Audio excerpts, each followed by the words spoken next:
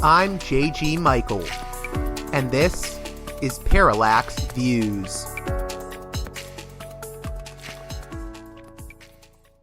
I have something to tell you, Mr. Ben-Gvir. This same thing that Elijah the prophet said to the worshippers of the Baal.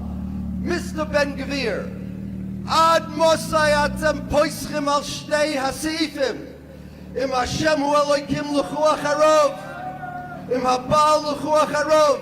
If you want to be a Zionist, Ben-Gvir, take off your yarmulke, stop keeping Shabbos, eat some pork, and leave Judaism alone. Leave us alone. Don't say things and do things and make people think it's the name of the Jews. Hey there, Parallax Views listeners. What you just heard was audio from a speech that Rabbi Yaakov Shapiro gave to a group of traditional Orthodox Jews protesting Israeli National Security Minister Itamar Ben-Gvir's recent visit to the United States. Why do some traditional Orthodox Jews oppose not only Ben-Gvir, but also Zionism itself? Hopefully, the following conversation with Rabbi Shapiro will provide some answers to that question. Whether you agree or disagree with Rabbi Shapiro's views, I think you'll find this conversation fascinating, especially because Rabbi Shapiro's arguments differ a little bit from those of others within the Orthodox Jewish community that have an issue with Zionism. What I mean by that is a lot of the criticism that traditional Orthodox Jews have made of Zionism is sort of based in eschatological terms, whereas Rabbi Shapiro is more interested in the ways in which Zionism, from his perspective, distorts traditional Jewish identity. Again, whether you agree or disagree with Rabbi Shapiro's views, I hope you'll find the conversation fascinating. So with that being said, let's get right to it with Rabbi Yaakov Shapiro. Welcome back to Parallax Views. A guest that I'm very happy to have on, Rabbi Yaakov Shapiro, is an Orthodox thinker and author of The Empty Wagon, Zionism's Journey from Identity Crisis to Identity Theft. And he's joining us after having recently protested far-right Israeli politician Itamar Ben-Gvir, who, well, our guest has a lot to say about him. We'll put it that way. How are you doing? I'm doing fine. How are you? Thank you for having me on again. I'm doing good, and I'm so happy to have you back on. I wanted to talk about how this protest started and your general thoughts on Ben-Gvir's visit to the U.S. and why you and other Orthodox Jews were protesting his visit. Okay, so first, it's important for people to understand that the Orthodox Jewish view of the state of Israel is that we have nothing to do with Israel. The idea that Israel is the state of the Jews or somehow represents the Jews, or that Zionism was the national liberation movement of the Jews, or any movement of the Jews, is absolutely false. There's Israel, my country is the United States of America. My family is from Poland. My religion is Jewish. On my mother's side, they're from England and Russia. In 1948, a bunch of guys got together, claiming falsely to represent all the Jews collectively, and said, we're going to create a state, a country, and that country is going to be the country of the Jews. They did not ask the Jews if that's what they want. In fact, most of the Jews were not happy with it. Certainly not. I mean, there were many Jews that wanted a safe place to live, but it was much more complicated than that, and I'll explain in a moment. But that a country should get up there and claim to be the country of the Jews when we have our own countries, no, that was a scam. And a lot of people think that Jews, such as us, who protest against Israel's actions, are similar to when Americans protest against actions that America does that they don't like, right? But it's not the same thing. It's not the same thing at all. And it's so vitally important to get this message out. And that is the message we're trying to get out at the protest. There is no more reason for Jews to protest or not to protest Itamar Ben-Gvir or any of Israel's actions than there is for Jews in America to get involved in any other human rights issue all over the world. Israel is no more connected to me than Ukraine or Russia or China or Japan, right? If the world would understand that, it would be great for the Middle East situation, because people would understand that this is not an issue of the Jews versus the Jews trying to gain their Jewish ancient rights or some promise by God or some religious Jewish motivation over here that Israel is being driven by. That's all not true. That's a cover. That's false. People would realize that this is a political issue. A bunch of people, most of whom, about 80%, between 70 and 80% of them happen to be Jews, that's true, or born Jewish, claiming the mantle of the leadership of the Jews. That's a unilateral, self-anointed, self-appointed group of people. Doing what they're doing in the name of all Jews, in the name of Judaism sometimes, in the name of whatever, they're doing it.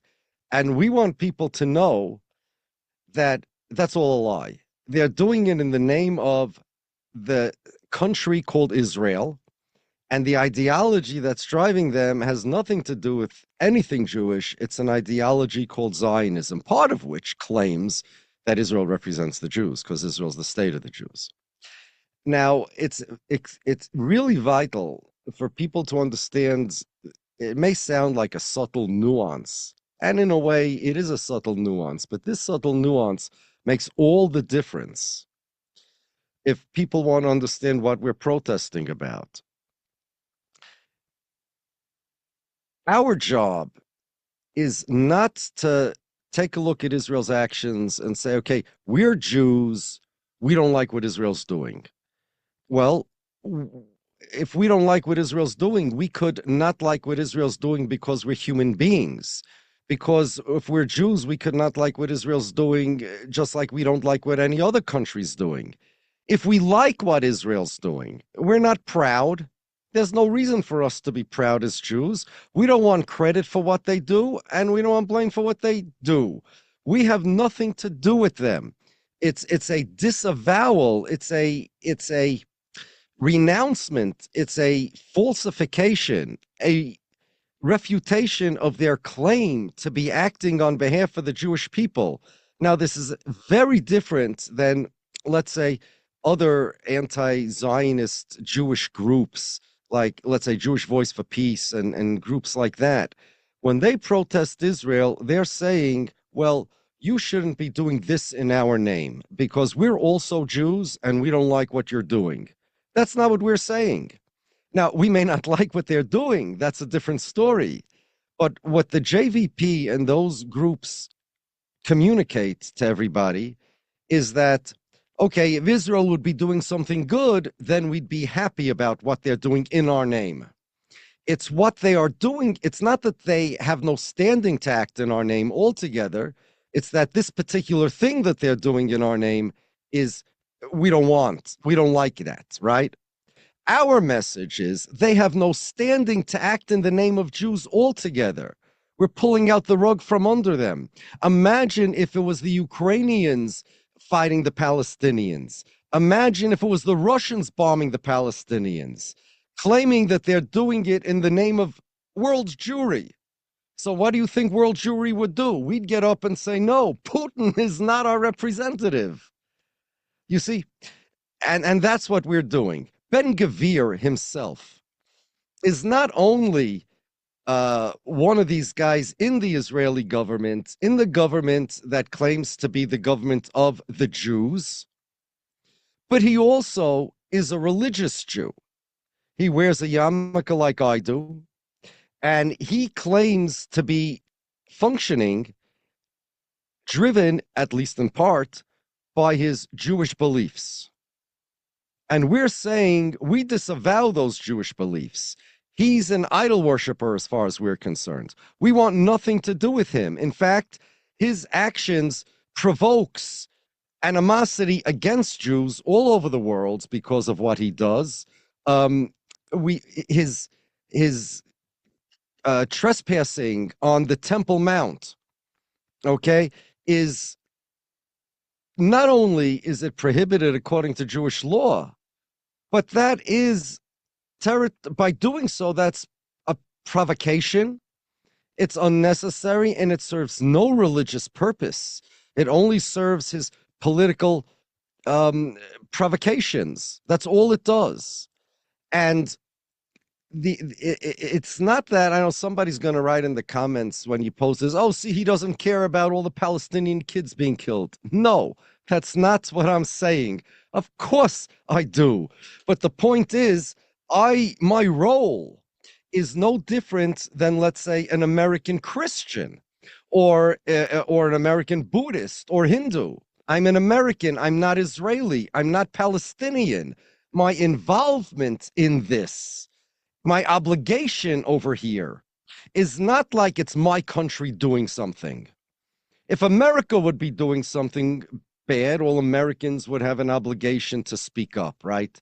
When I was a kid, everybody was protesting the Vietnam War. That was like the big thing, right?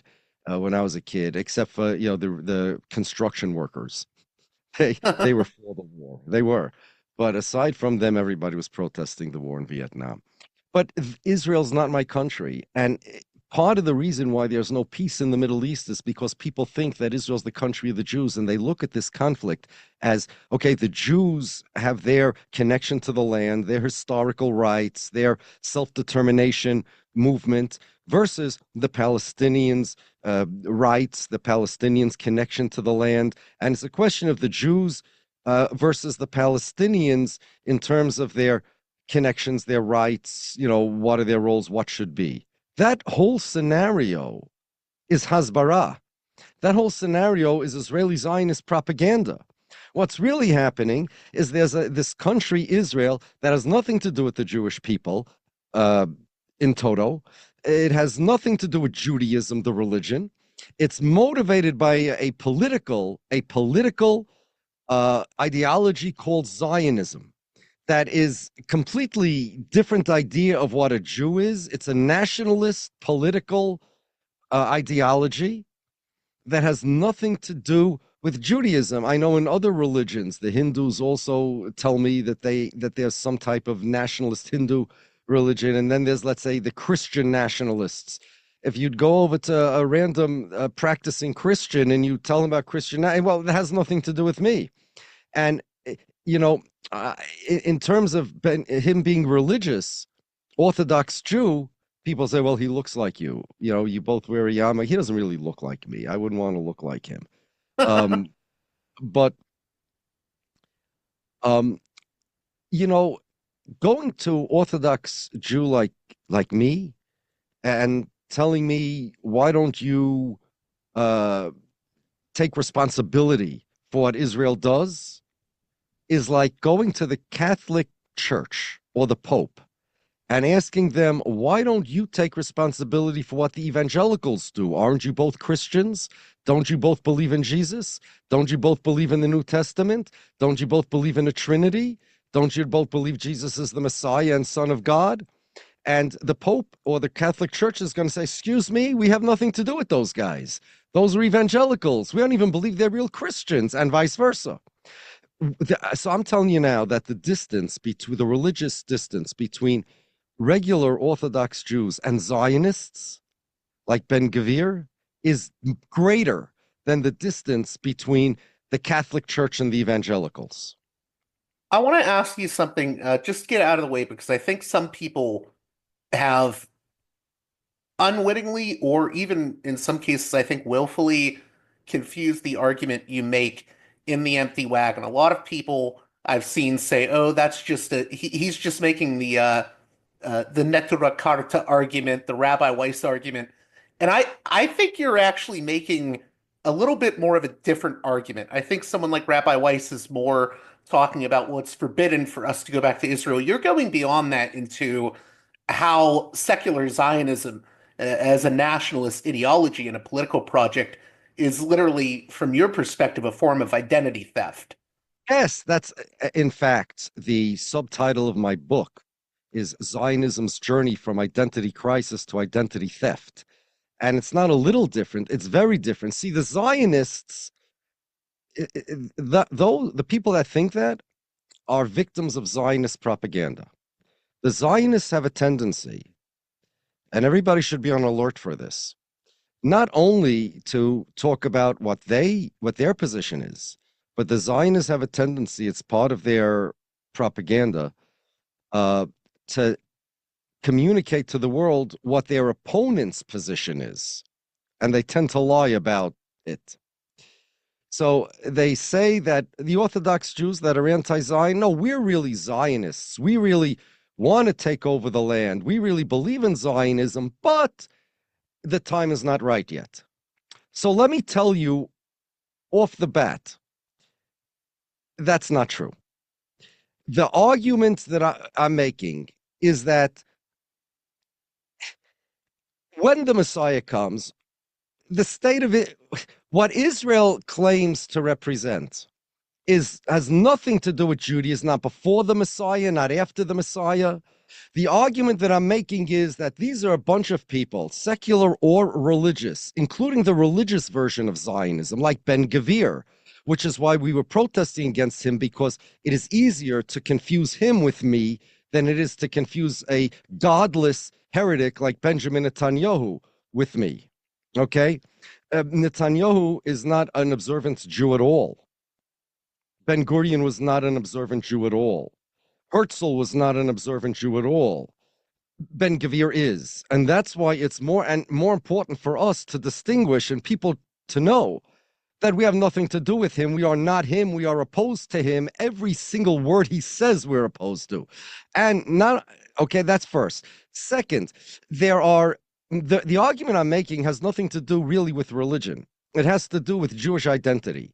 So, for example, when the Balfour Declaration was being debated in England in 1917, where Lord Balfour said that they came out with a positive attitude towards creating a homeland for the Jews in Palestine. Okay? Now, it didn't necessarily mean a Jewish state, as Harry Truman's, Frieda Kirchway actually, but it didn't necessarily mean a Jewish state, but a homeland in Palestine or something to that effect. Now it's, okay, there was one Jewish member of the British cabinet then. His name was Edwin Montagu. Edwin Montagu was against the Balfour Declaration. He was against Zionism. He said that Jews are not nationals of some Jewish nation. The Jews are citizens and nationals of whatever country they live in. You do not have to be, and therefore, if you make a Jewish nationality, which the Zionists invented, I'm not talking about making a Jewish state. I'm talking about making a Jewish nationality. Now, you need a new Jewish nationality in order to make a Jewish state, because by Israeli law, there is no such thing as an Israeli nationality. The nationality that Israel is the state of is the Jewish nationality. That's the nation-state law of 2018. And in 2013, Israel's Supreme Court said one of the foundation stones of Zionism is that being Jewish is not merely a religious identity, it is a national identity. That is Zionism. And I'm opposed to that. I'm opposed to Jewish nationalism, period. Has nothing to do with a religious argument, although the Jewish religion is opposed to Jewish nationalism also. But it's a completely different argument. It's an argument where, imagine it's very simple. May I ask if you're religious at all, and if yes, what religion? I'm Catholic. Fine. So imagine if one day somebody would come and say, you know what? Catholicism is not a religion, it's a nationality. The Vatican is the national homeland of all the Catholics. They'll get a flag for the Vatican, and you owe political loyalty to the Vatican. The Vatican, and now you don't really need even to be religious. You need, and the whole Catholic religion is only kind of like, the Greeks have a religion, or they had, Zeus, and the others they worshipped Odin, the Vikings. But Greece is a nationality. Just incidentally, they have a religion. So Catholicism really isn't is really a nationality. The Pope is not really the leader of the Catholics. The leader of the Catholics is we're going to elect a mayor or a governor or a president of the Vatican. He's the real leader of all the Catholics. He's the political leader. He's the one that represents all the Catholics. And the Pope is just, a religious head. Like the chief rabbi. I'd be horrified if I was told all this. Yes, and not only that, but now the Vatican goes making wars with other people based upon the prime minister of the Vatican. The Pope is screaming, we don't want these wars. But everybody says, well, you Catholic, you J.G. Michael, you're a Catholic, you're responsible for what the prime minister of the Vatican is doing. What would you tell them? You would tell them, hello, I have nothing to do with these guys. I have nothing to do with anybody making war. I have a country here, United States of America. I'm busy enough trying to deal with Donald Trump. He's my president, whether I like it or not. I use enough of my bandwidth and my brain trying to figure out what I should support within American politics. I have nothing to do with Israeli politics. The whole thing is an identity theft. And somebody's going to say, J.G. Michael, if you don't protest against what the Vatican does, that means you don't care about the kids being bombed by the Vatican. And you're going to say, hello, no, excuse me, I have nothing to do with them. The Pope, he's my leader. He's a religious leader. That's what's happening over here. Nothing, but the Zionists don't want you to know that. I'll tell you why. The Zionists want you to think that the Jews are a nationality. That was their revolution. It was not creating Israel that was the Zionist revolution. There were Zionists that didn't even want a state, cultural Zionists, but all the Zionists agreed on one thing, that the Jews are not merely a religion, the Jews are a nationality. Now, whether that meant an ethnicity or an actual race or some kind of nationality with common land, language, culture, flag, whatever, that was debated amongst the Zionists. None of them have come up with anything that makes sense in that area. But that was the revolution of Zionism. And now, so first they made the Jews, let's say, like the Kurds. They gave them a flag, they gave them a language, and they said, okay, now we have to find a country. They could have had other countries, other lands, Uganda. Now, I'm not saying what would have happened to the native Ugandans, but the reason why they chose Palestine was because they wanted to not merely create a new identity for the Jews, but to morph, to transform the current Jewish self-consciousness, the Jewish self-image into a national image. So the Jews considered the Holy Land holy, Eretz Yisrael. It was holy land. They transformed it into a national homeland. They transformed the holy language into a national speaking language. They transformed the love of God into love of your countrymen. They transformed religion into politics. They transformed what's holy into the material. This was an attack on Jewish identity and everything that the Jews hold dear. And not only that, but they go around claiming to add insult to injury and more injury to injury and more insult to insult, that they are the bona fide representatives of all the Jewish people, and they are the bona fide state of the Jewish people. And that's my argument. It's not even an argument. It's more than that. It's a disavowal. I don't need an argument to say that I'm an American and I have nothing to do with Netanyahu. He has no right to, nobody has a right to claim that they represent others, and some random country in the Middle East is claiming it's my state. I don't even need an argument. They need an argument, and they don't have any. It's just a scam.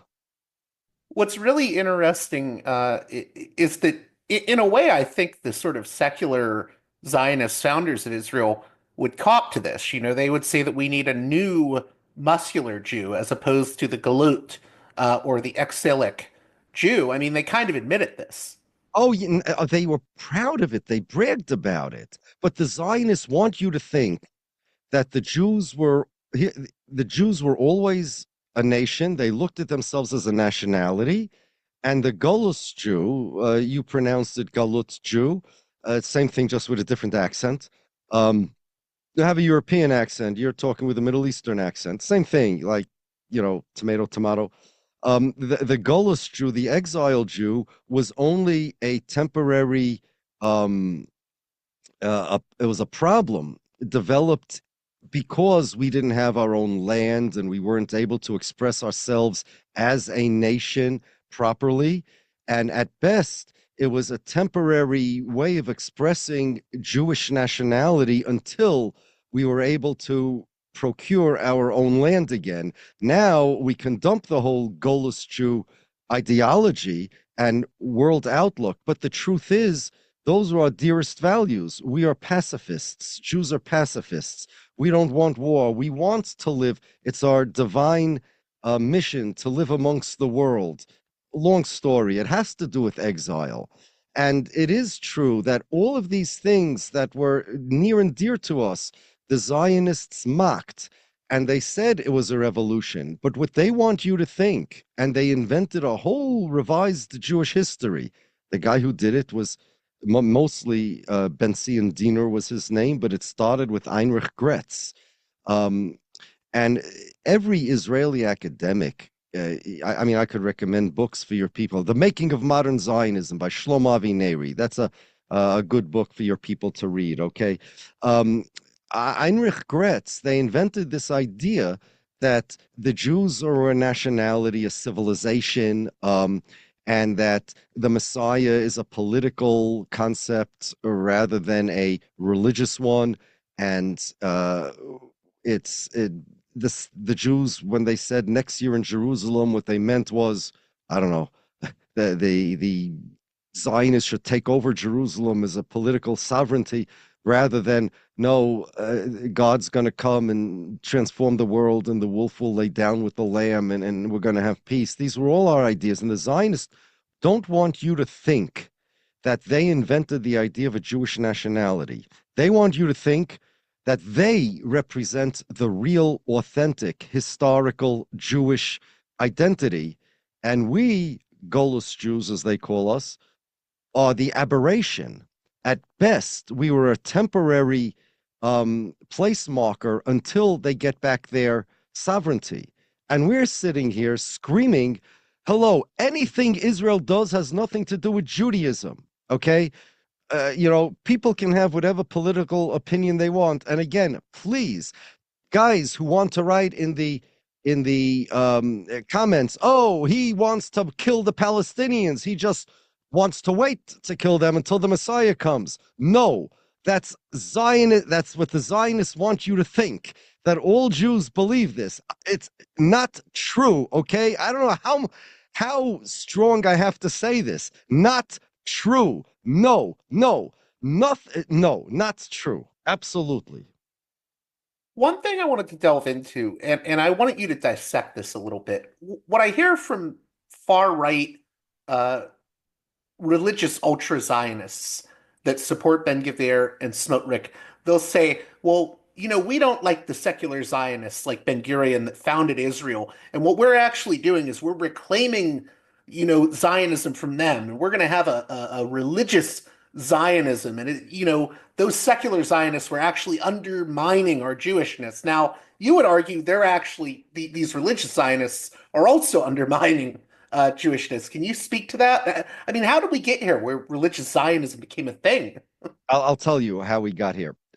Originally, even the religious Jews that wanted to support the creation of a state. They were wrong. They were condemnable. It was an absolute mistake. But they also actually condemned Jewish nationalism. All they wanted was a safe place for Jews. They made a mistake allying with the Zionists. And believe it or not, the founder of the religious Zionism movement in the early 20th century, Rabbi Revisionist, and his people, they actually voted for Uganda and not Palestine because it would be easier, more peaceful. It was less inhabited than this. And again, I'm not saying colonizing any place is good. So please, all commenters, note that.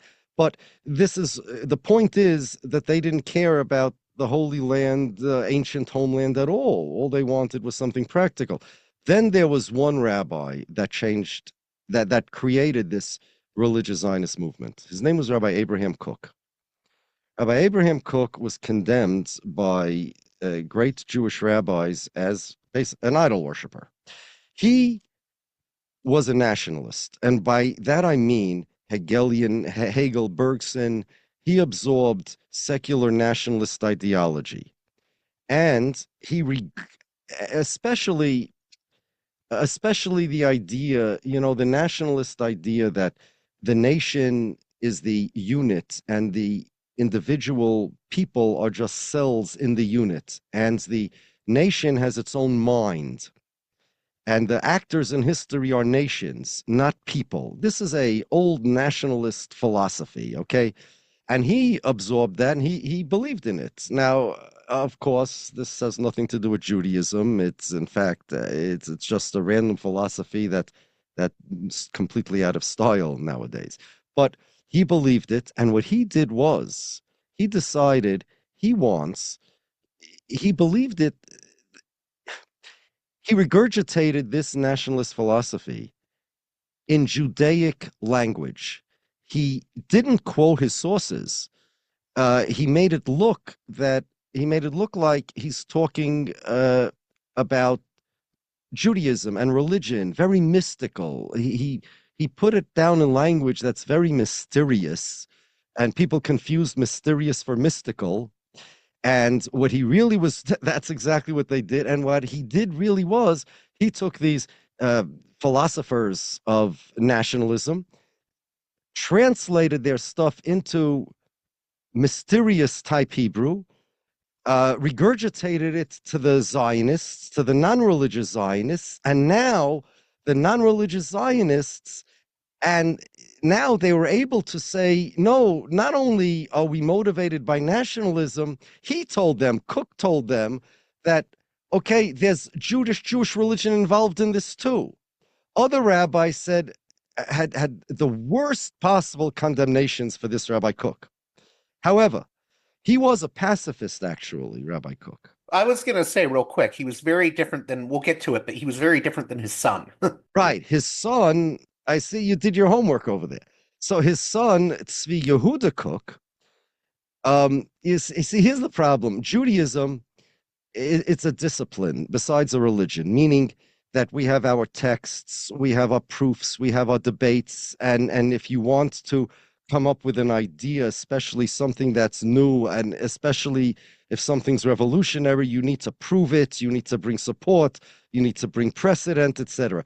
Rabbi Kook did none of that because there was no support, there was no precedent, but he spoke in such mysterious terms, people thought it must be the deepest levels of the Jewish mysticism or something, when really in universities in Israel, they teach about the cunning of reason. Rabbi Kook referred to it as this, and Hegel referred to it as something as a different thing. Herder and Kook, and Hegel and Kook, and it's amazing how his people were very naive, and they bought this as if this is like some deep, not understandable part of Judaism. And in Judaism, you see, because the Jews, the soul of the Jews is the religion, so the Jewish nation, anybody who's involved with resurrecting the Jewish nation is really involved with resurrecting.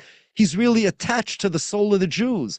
And he may not realize what he's doing. These secular Zionists, he said, don't realize how they're acting on behalf of the religion.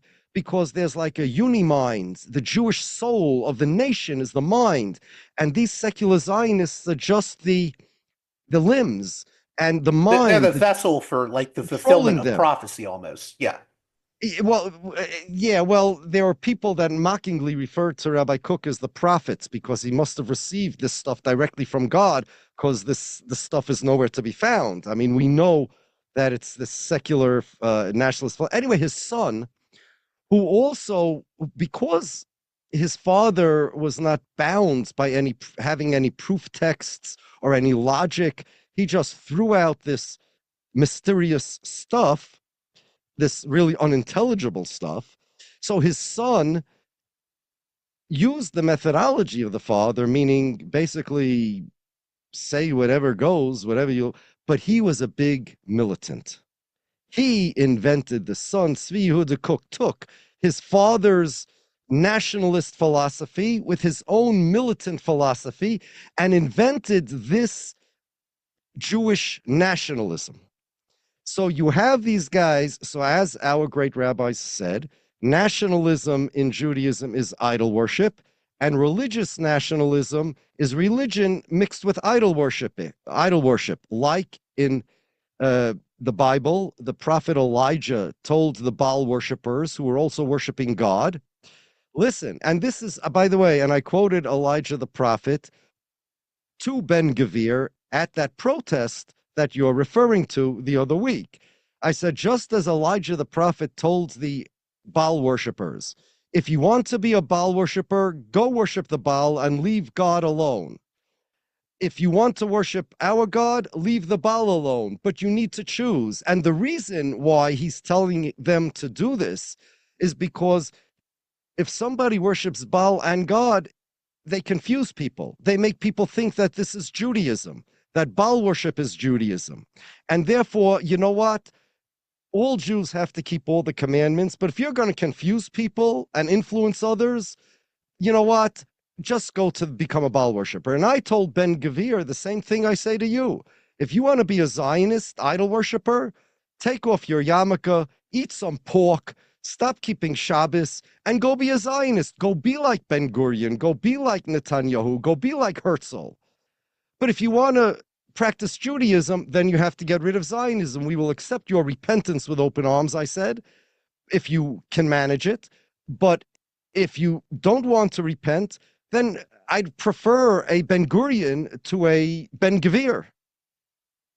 I feel like what you're saying in a lot of ways is that, figures like Ben-Gvir or Smotrich will say, well, we're opposed to the old labor and socialist Zionists, and they were secular and we're religious, but you're telling them, no, you can't separate Zionism from its secular roots. Yes, that's correct. And what I'm telling them is that they created a new religion, which is not Judaism. In other words, similar to what the Catholics would say about the evangelicals. I'm saying that their religion that they're practicing, because they absorbed so much of this stuff, is really a new religion. Look, we Jews have things in common religiously with the Muslims. We believe in the same non-Trinity, totally simple God. Okay? We don't eat pork, whatever. We have certain things in common. Mostly the God. We have certain things in common with the Christians. There's the Ten Commandments, there's the Old Testament, etc., right? And I have certain things in common with Ben-Gvir. We keep Shabbos, both of us, we eat kosher food, and all of those things. But just as the evangelicals are not Catholics, and in fact, they're theologically opposed to each other, just like, so too, we and the Zionists are very theologically opposed to each other. We consider them idol worshippers. And yes, they tried. This Rabbi Kook tried it, and it's comical the way he did it. He literally, there's no sources in his things, and he just presented it in a way that these Jews who were starving to be Zionists and knew that they can't because it's a different religion, nationalism, especially 120 years ago, was a very powerful movement for everybody. People were becoming nations. It was like some kind of philosophy, right? Even to the point where you believe that you as an individual are only a cell in the nation, and the nation has a mind, and people fought. They became fearsome fighters for the nation. It wasn't that you were fighting anymore for your king. You weren't the subject of your king, of King Egbert. You were an Englishman. You were a Frenchman. You had an identity. You had a pride. And especially for Jews that unfortunately weren't religious, and they didn't, and they felt humiliated by anti-Semitic oppression. Nationalism was such a attraction for them. It's kind of like the Black Power movements in the 60s and 70s, right? And in fact, Meir Kahane, who was a mentor of Ben-Gvir, founder of the Jewish Defense League, very influenced by the Black Power movement. And the Kook party, political party in Israel, which was banned in Israel for being racist, was greatly influenced by the Black Power movements. But the same idea, Black is beautiful. I remember they used to have, that slogan. So yes, we're proud Jews. We're not Golut Jews. We're not exiled Jews. But that's not Jewishness that you are proud of. Everybody knows what a Black person is. It's a person who's Black, right? But this Jew, they invented this new type of Jew. They're not proud of being Jews. They invented this new nationality and this new artificial pride. I feel bad for them because they really, they need some type of nationalism in order to feel some type of self-esteem. I feel like you're almost saying that they're almost embarrassed by what they view Jews as before they create this idea of the new muscular Jew. They're almost like, the old Jew is too weak. I don't want to be associated with that. That's exactly, it's not almost. I'm saying it emphatically. They're weak. In fact, Jabotinsky, who was the founder of right-wing Zionism, of the militants, of Netanyahu's father was his secretary, Jabotinsky, who was, there were left-wing Zionists like the socialist Ben-Gurion, then there were right-wing who were more fascist, like Jabotinsky, and all of the right-wing Zionists from, Menachem Begin and Netanyahu, all of these are like students of Jabotinsky.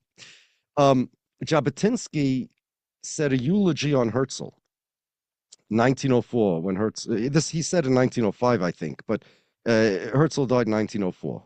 I saw this printed in a pamphlet that said 1905, if I remember right. And he said that Herzl was the epitome of a Zionist, a Hebrew, they used to call them, because Hebrew sounds more national than Jew, which sounds more religious. He's the epitome of a Zionist, because if you want to know what a real Zionist is, take a Zhid, which means like a Yid. It was like a Russian Yiddish kind of slang for a Jew, which later became derogatory. And imagine, and take every character trait he has and imagine its diametric opposite. That's a good Zionist. Jews are weak, Zids are weak, ugly, sickly, cowardly. Zionists are just the opposite. Zionists have broad shoulders, they're courageous. Jews run and hide. Zionists go and look the world straight in the eye and say, I am a Zionist, I am a Hebrew, which was a takeoff on Jonah, what he told in the book of Jonah, that's what the way he introduced himself. I am a Hebrew. Doesn't matter, but that is exactly right. They absolutely were ashamed and embarrassed, and not only that, what they did was they mocked the Jews and tried to get the Jews to be ashamed and embarrassed of themselves. That's how they recruit people for Zionism. They recruited people for Zionism by saying, look, Jews are now disgusting, ugly, sick, immoral. Anything that the anti-Semites said, all the tropes the Zionists adopted. And that's how they recruited people to Zionism. Be a proud Jew. Be like the Cossacks. Be like the Spanish. Be like everybody else. We're going to have a country. We'll have an army. We'll be strong. Nobody will mess with us. We're going to have muscles. We're not going to be busy a whole day studying and praying and we're going to be farmers and we're going to be soldiers. And this, for especially for youth, this is a very attractive kind of, it's like a gang. It's the same attraction that people have for gangs. People join gangs, and which is a terrible thing. But if they don't have really an identity and they want to feel strong and good about themselves, so you give them this artificial type power. It's not even strength. It's like power and this fierceness. The Jabotinsky's guys had a song, their theme song. It said they're going to create Migovri Kavon Va'afar, from a pit of dust and decay, meaning the Jews. Yukamlanu Geza, Bedamu Bayeza, with blood and sweat. Yukamlanu Geza, there will arise for us a race. We're going to create a race out of a pit of dust and decay. Gaon v'nediv v'achzar, proud, generous, and cruel. A new race, a Jewish race, proud, generous, and cruel. And they're going to, the theme, the chorus went, the choices are die or conquer the mountain. That's what we're going to do. It was basically on a national level, kind of like the attraction of street gangs. And then they mixed in religion, and then these guys said, no, we're going to temper it with the Jewish religion, and the Jewish religion is that way, and things evolved into all this crazy nonsense. I was going to say I definitely get the gang analogy when talking about Kahana especially, and I actually wanted to ask you, because I believe you grew up or were around Brooklyn in the 70s when Kahana's name was rising. Did you ever have any encounters with the Kahanists? I was a teenager then, and the teenagers were the people who the JDL, Kahana's minions mostly, not he himself, would try to recruit. They would get kids and try to and give them free karate classes. They would ask for volunteers to protect Jewish cemeteries Halloween night, from vandalism. And everybody, we all knew friends who were who had something to do with. I met Kahana once or twice. He was around, but I went to Jewish school, yeshiva, and he was off limits. If any student in the yeshiva was found having to do with Kahana's group, they were severely reprimanded, and they would probably be expelled if they would insist on having to do with him. We were prohibited to go to any of his rallies, and back then he used to make rallies against the Soviets because they were oppressing the Jews, the Soviet Jews, right? Behind the Iron Curtain and all of that.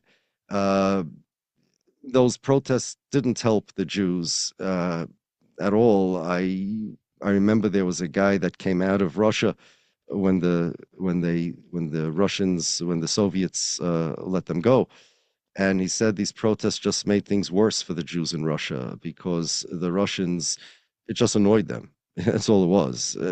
Guys protesting in the streets of Brooklyn against something Russia does, is not really going to convince the Soviet Union, the USSR, to change their policies. But Kahana's guys were considered thugs, and it was like a gang.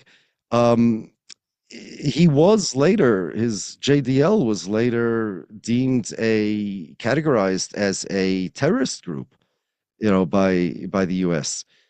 And Kahana himself, the most important thing to know about Kahana is that, he made speeches about how he is tired of Jews being stepped on and anti-Semitism. And I understand all of that. I got that.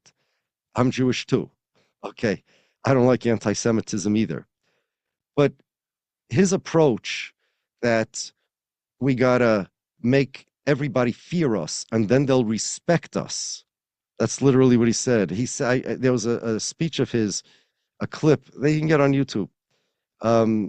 He says, I'm tired of Kaddish. That's the prayer that relatives, especially children, say for their deceased parents. I'm tired of Yortzites. That's the anniversary of somebody's death that the survivors, next of kin, especially children, commemorate. I'm tired of this. I want respect. I want respect. And through fear, he's gonna respect. And in Israel, the Palestinians are gonna fear him, and then they'll give him respect. Kahana was killed. He was assassinated. That was his end. Now, everybody's death is a tragedy, Kahana's included. But there is a big lesson in this. He said he's tired of Kaddish. What ended up, because of his path, was his son ended up saying Kaddish for him. He was tired of Yortzeit. What ended up, because of his path, was that his son ended up commemorating his Yortzeit every year. And approximately 10 years later, his son, who continued on his path, was murdered himself, was assassinated. And his children were saying Kaddish for him. And his children are commemorating his Yortzeit. Kahana's path leads to what happened to Kahana. And his son, that unfortunately didn't learn the lesson of his father's death and continued the path of his father's life, ended up the same way. Again, it's a terrible tragedy, but we must learn. We must learn a lesson from that tragic life and tragic death of Meir Kahana and his son. You know, the old saying, Einstein did not say it, even though it's quoted in his name a lot, that the definition of insanity is trying to do the same thing twice, getting different results. Yeah. Yeah, we know they already tried twice, Kahana and his son, and they got the same results. We need to learn a lesson and know that this is not, besides it's wrong, and it's against Judaism and everything, all the values that Judaism teaches. It doesn't get you anywhere except where Kahana got. It's not like you rob a bank, which is against Jewish values, but now you have the money. So it was a narcissistic thing. If you're a narcissist, don't be like Kahana, because it's not going to get you anywhere. The last thing I wanted to ask you about, and I'm trying to figure out how to word this, but I have listeners that are, I have Palestinian American listeners, Jewish American listeners, I have anti-Zionist listeners, I have listeners who would say that they're left liberal Zionists.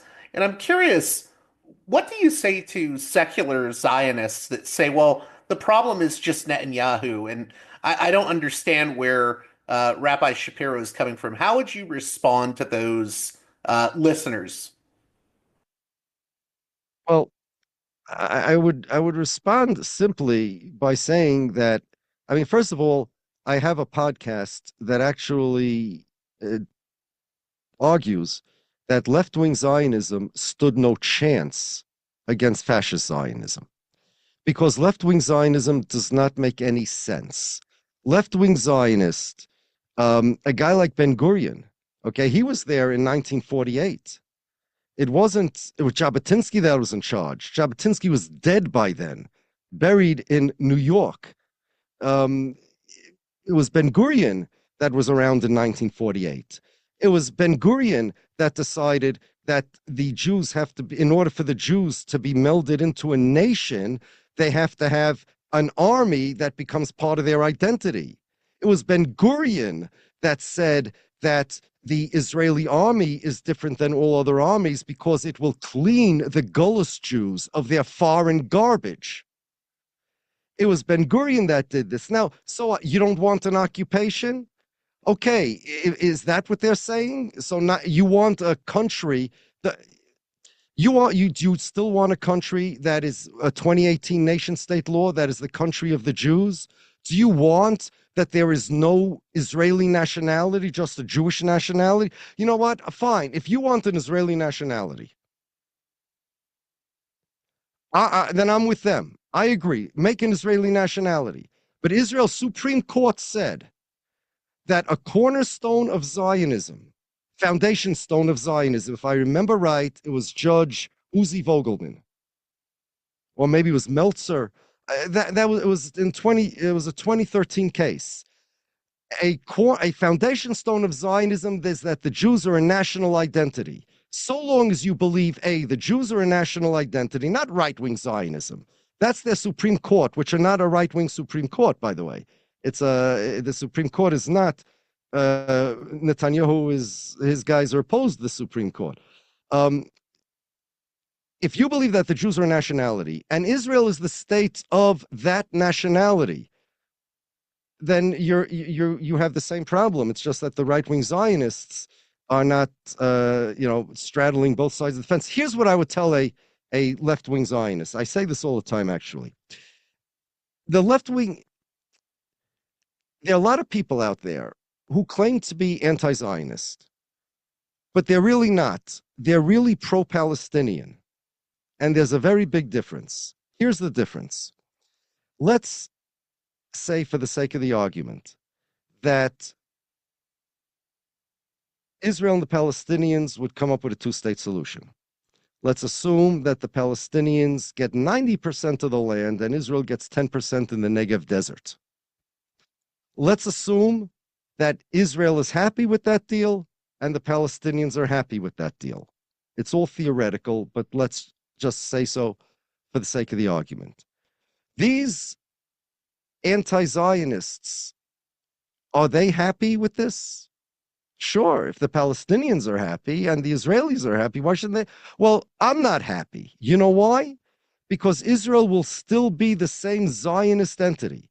It will still say that only Jews have self-determination rights in that country. Even if there's a country called Palestine, which, let's say, has 90% of the land in that country, is made for the Jewish nationality. And only Jews have self-determination rights. And here's a question for the left-wing Zionists. Left-wing Zionists, simple question. And actually, Meir Kahane asked this question. And here's why. Right-wing Zionism would invariably overtake left-wing Zionism. Here's the question.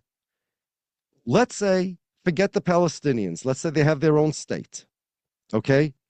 Let's take that out of the picture. Take that out of the equation. If now there are Jews and non-Jews in the state of Israel, okay? Non-Jews means Muslims, Christians, Druze, Hindus, Buddhists. If, let's say, the birth rate amongst the non-Jews is greater than that of the Jews, such that the non-Jews would one day become a majority, and Israel would, and they would have the controlling interest in the country. Would you be okay with that? If you are okay with that, then you're not a Zionist. Then what exactly is your Zionism? That means you want a democracy. You want Israel to be same as America and Canada. And you want Israel to be destroyed. They use this language. You want to destroy Israel. You're an anti-Semite. If you are okay with this, with a majority of non-Jewish people, forget Palestinians, forget Hamas, they're out of the picture. Buddhists, Druze are Zionists, Druze, Buddhists, Christians, Muslims, peaceful people, no terrorists at all. They're the majority, okay? Are you okay with that? If you're not okay with that, then how are you going to prevent it? If, let's say, it would happen. Are you going to write into law this is just a state for the Jews, like the 2018 nation state law? Are you going to do some shifting of the population so that these people don't get a right to vote?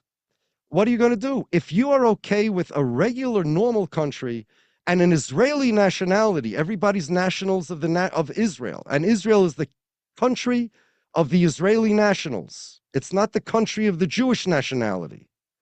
If you're okay with that, you're not a Zionist. If you are, I would ask him, what does it mean that you're a Zionist? And if you're not okay with that, what makes you a left-wing Zionist? And you see, this paradox of left-wing Zionism is what guys like Meir Kahane have a very simple answer for. And his answer is, and he's right, he said, if you are a Zionist, of course you won't allow that. If you want just a democracy, of course you will. And it's not just Meir Kahane. You'll say, Meir Kahane, he's a crazy guy, okay? When Barack Obama left office and John Kerry made his last speech, he said, if you want a Jewish state and a democracy, you can't have that. Israel can either be Jewish or a democracy, but it can't be both. And they have to choose. And the reason it can't be both was because of this question. If you have a democracy and non-Jewish people become the majority, is that okay? So John Kerry and Meir Kahane both asked the same question. Meir Kahane chose. Will the left-wing Zionists choose? That's the problem with left-wing Zionism. Just to put a bow on that, it sounds like you're saying that the sort of dream of maybe a socialist Zionism or a labor Zionism that Ben-Gvir had was always destined to meet this logical endpoint of actually becoming more like this Netanyahu vision that we see today. Yes, I actually argue that in a podcast, that it had to become this. And the reason the left-wing Zionists like Ben-Gvir never realized this, Ben-Gvir, even guys like Aaron David Gordon or these kind of people, they never realized this, was because they had, before Israel was invented, in the days of Herzl, Leo Pinsker, they believed, and we look back at it, it's insane, they believed that as soon as Zionism gets off the ground, people will see the Jews are not Golos Jews anymore, the Jews are normal, and they won't be anti-Semites anymore. They also believed that all the Jews of Europe would come live in Israel. And not all, but, vast majority at least. There were disagreements amongst them. Then Hitler came and killed so many Jews of Europe that they needed Jews from the Middle East, from places like Yemen, places like Iran, Iraq, to come populate it. And then you had this 1967, and suddenly you saw things aren't working out the way you thought. Ben-Gvir believed that the Arabs would love the Zionists to take over. Kind of like Jabotinsky, who was Ben-Gurion's nemesis, said, no, this is a colonialist project, and he compared it to the British colonies with the Native Americans. He said, in the history of the world, no matter how well you treat the native people, they're not going to let you in. The only way to do it is by force. Ben-Gvir didn't believe that. There were many Zionists that believed that the Arabs would welcome them because they're going to bring technology and they're going to bring more paved streets and high skyscrapers or whatever. So that was one mistake. Another mistake was they would believe the Arabs would leave. In short, the left-wing Zionists lived in a fantasy world from the beginning. It wasn't a question of socialism in terms of, the economic socialism. That wasn't the thing. The thing was that they just, first they thought that, guys like Herzl, who was neither left or right-wing Zionist, he was just, the founder of political Zionism. Herzl and Pinsker, who was before Herzl, believed that anti-Semitism would end. Many Zionists believe that. Everything, the Jews will live happily ever after. Then the problem was that the population, the Arabs, didn't want the Zionists there. And then the problem was that they couldn't solve that problem. And then the problem was, after 1967, now, Kahane's question, John Kerry's question, now became an actual political dilemma. Because what are you going to do? You're going to annex the West Bank and Gaza and Golan Heights the way, let's say, the United States of America made part of Mexico into Texas, and the Mexicans became Texans. You're going to make all these non-Jewish people Israelis, give them citizenship. What's going to be with the Jewish majority? But on the other hand, so they had, it was a bad plan. In short, the right-wing Zionism was a bad plan. Left-wing Zionism was a bad plan, very unrealistic. Right-wing Zionism was much more realistic, but look what it caused. Ben-Gvir, I mean, it was supposed to be a safe place for Jews, a haven. It is the most dangerous place for Jews. Never mind the Palestinians for now. And again, please, in the comments, don't say he said I don't care about Palestinians. I mean, right now, I want to talk about the interests of the Zionists, of the right-wing Zionists like Meir Kahane and Itamar Ben-Gvir. Their interests were not even fulfilled, because Israel has become the most dangerous place for Jews to live anywhere that Jews live, right? So right-wing Zionism was a failure because it didn't create a safe place. Left-wing Zionism is a failure because it has no answer, either right answer or wrong answer. It has no answer to what to do with this, how to keep a Jewish majority, right?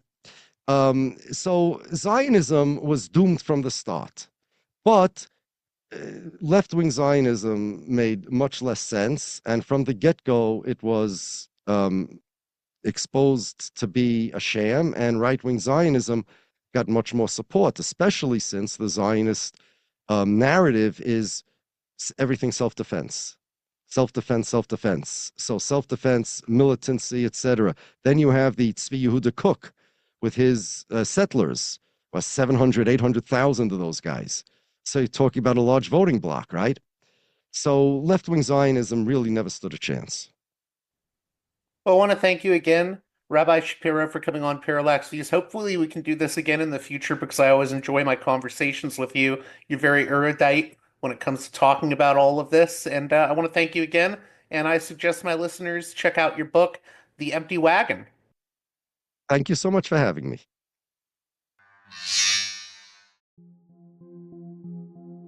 This edition of Parallax Views is brought to you by the $10 and above tier supporters of Parallax Views on Patreon.